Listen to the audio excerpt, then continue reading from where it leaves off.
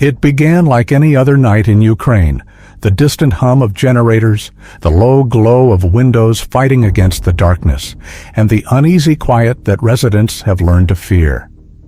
But then, just after 2 a.m., the air changed.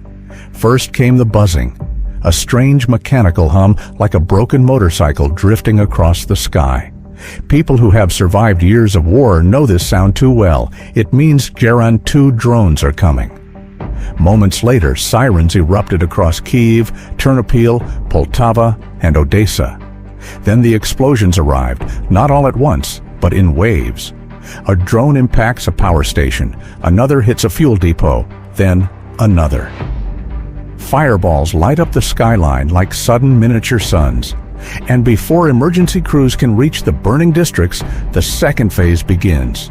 From the north, from the east, from deep inside Russian territory, the radar screens show new blips. Fast ones, large ones. Iskander-M ballistic missiles, the kind that turn whole buildings into dust.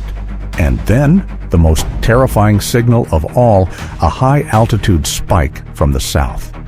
A MiG-31K launches something bigger, faster, deadlier. Analysts in Ukraine's air command instantly recognize the signature. A Kinjal hypersonic missile is inbound, and in the control room, everyone knows you can shoot down drones, you can intercept a few ballistic missiles, but a hypersonic Kinjal, you're racing against time measured in seconds. This was the night Ukraine realized that the war had entered a new chapter, a chapter where Russia's 3 most feared weapons acted together and no target was truly safe. To understand what happened that night, and what keeps happening in 2025, we must look at the 3 systems shaping Russia's long-range strike doctrine. Geran 2, the slow, relentless swarm. Iskander-M, the brutal ballistic hammer. Kinjal, the hypersonic assassin. Each weapon has a different purpose. Each attacks a different weakness. And together, they form a strategy designed to strike any city, any building, any coordinates in Ukraine. This story isn't just about explosions. It's about technology, timing, and the cold logic of 21st century warfare. Geran 2, the hunter that never gets tired. The Geran 2 drone is not elegant. It looks like a giant gray triangle with a lawnmower engine attached to it. But when its engine starts rumbling over a city, panic spreads faster than the drone itself. Russia uses Geran 2s in large swarms, sometimes 50, sometimes 200, sometimes more. They fly low, hugging the terrain. They twist through valleys. They approach from multiple directions, and they carry enough explosives to destroy power substations, fuel tanks, small military outposts, radar antennas, civilian housing. But their most important role is psychological and tactical. They overwhelm Ukraine's defenses. By the time Ukraine shoots down dozens of drones, their anti-air missiles are already running low. And that's when Phase 2 begins.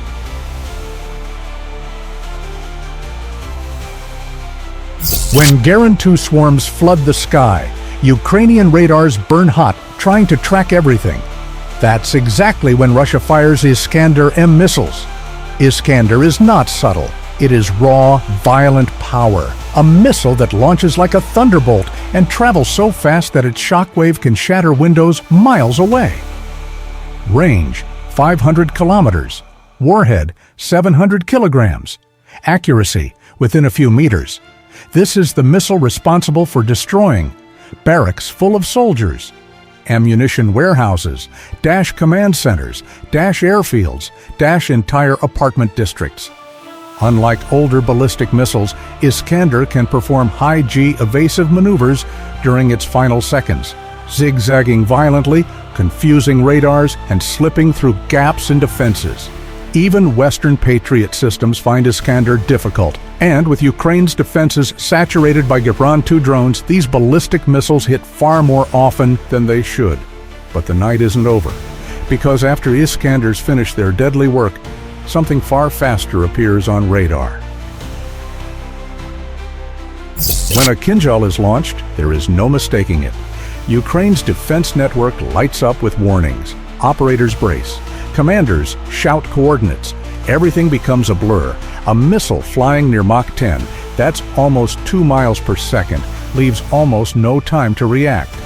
Kinjal is designed for hardened bunkers, minus deep command headquarters, minus air defense nodes, minus strategic energy facilities, minus major bridges, minus underground storage sites. In recent attacks, Kinjal missiles have struck minus Kiev's critical energy nodes, military decision centers, industrial complexes, protected military facilities. Kinjal's speed is terrifying. Its impact is worse. When it hits, the explosion creates a fireball that can engulf entire buildings and send shockwaves ripping through concrete. This is not just a weapon. It is a message that says you cannot hide. Distance does not protect you. Reinforced walls will not save you. This is where the fear becomes strategy. Russia does not fire these weapons randomly. There is a formula, one that Ukraine has learned to recognize. Step 1. Iran, 2 drones attack first. They flood the radar. They force Ukraine to use expensive interceptor missiles. They expose air defense positions. Step 2.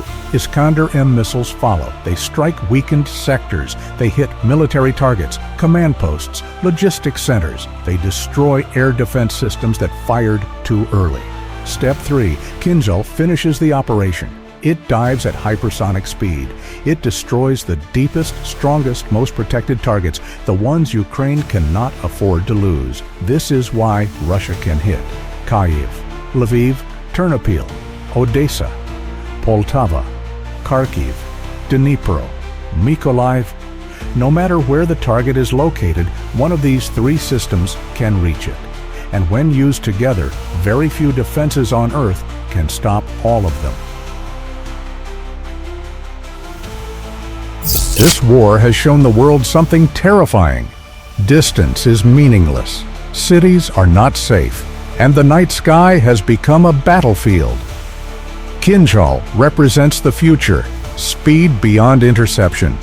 Geron 2 represents the new reality, cheap swarms replacing expensive missiles.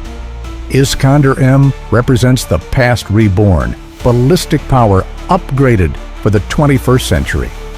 Together, they erase old rules. Together, they reshape how nations must defend their skies.